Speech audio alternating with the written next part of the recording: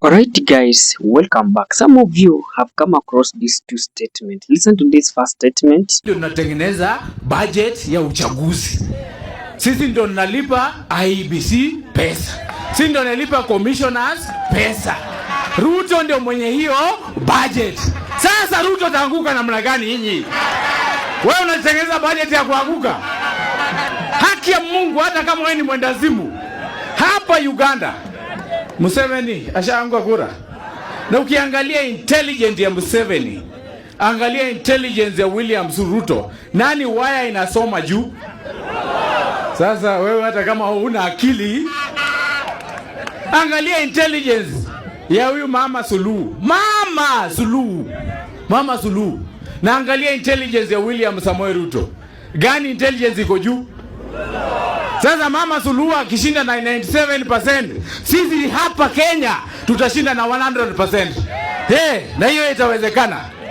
Kwa sababu hii ping pong ya kusema tuliweka Jomo Kenyatta, tukaweka Kibaki, tukaweka Uhuru, round hii tusupport hii Mkale, tumalizane naye uongozi kuja kwa Waluya.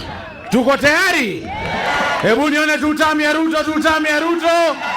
And now listen to this second statement. Nataka nyinyi kama delegates wa UDA, wakati utakuwa kwa polling station, jaribu mfanye ukarabati ile ya hali ya juu. Ukarabati ya hali ya juu. Mwivizi kura Ruto. Niweza mkuiba mwivaza sikura ni no.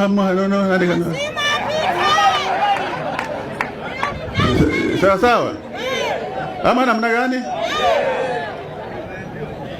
Hatuwezi kubali watu wengine watufanyie madharau na tuwache utume wetu. In fact, if we are not careful, we will do yes. I want to tell you this. A Somali man will become the president of this Republic of Kenya before a year. Those statements are all lingering to one thing. And now, these things Kalonzo Musyoka had already alluded on it. Just listen. We know kwamba hii serikali inanuia wakishindwa wakatalie pale. Simulisikia jamaa akisema hawezi kuachia mpumbavu kazi. Sisi ni wapumbavu. Hey, imagine the constitution of Kenya ambao ni urithi kamili tulipatiwa na rais ambaye amelala Mwai Kibaki, na ambaye mimi nilifurahi kabisa kumtumikia kama deputy vice president wa Kibaki.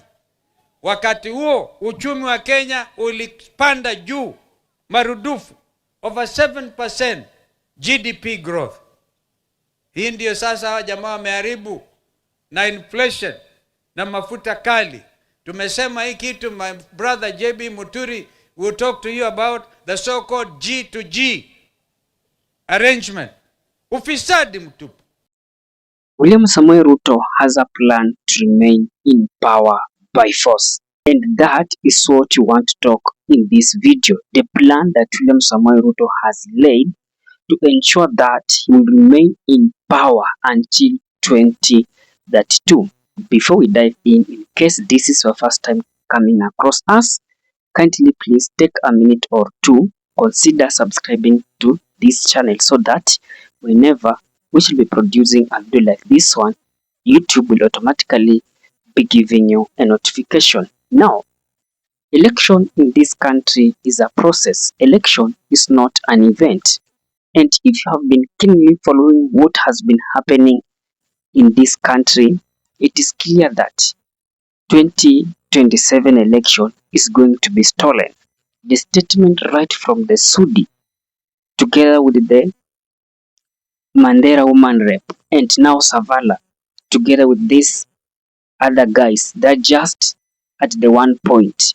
Their main intention is that William Samoei Ruto will have to be elected as the next president of this Republic of Kenya, be it he won the election or not. Now, the indication number one is about the IEBC. Let's look how IEBC is structured. Ethacon tulikuwa tunaambiwa like is just nearly due friend to a cousin to who was the Mandago, and those people are due together with Ruto. So already that is already deal that is done. And now let's go to the changes that is happening inside the IEBC. Recently, we have seen a shocker from the IEBC, and the shocker is clear that during the election day, nobody will be allowed to take a photo, no recording. That is a very dangerous move by IEBC. And when you linger it with the Savala statement, it is something very dangerous that trying to compare Uganda together with Kenya. I really followed the election in Uganda. It was very, very bad election. The Ugandan were in darkness. In darkness, meaning that the internet in that country ilizimwa, and the people were now relying on the mainstream medias in Uganda. But here in Kenya, it will be the same structure, but the different approach.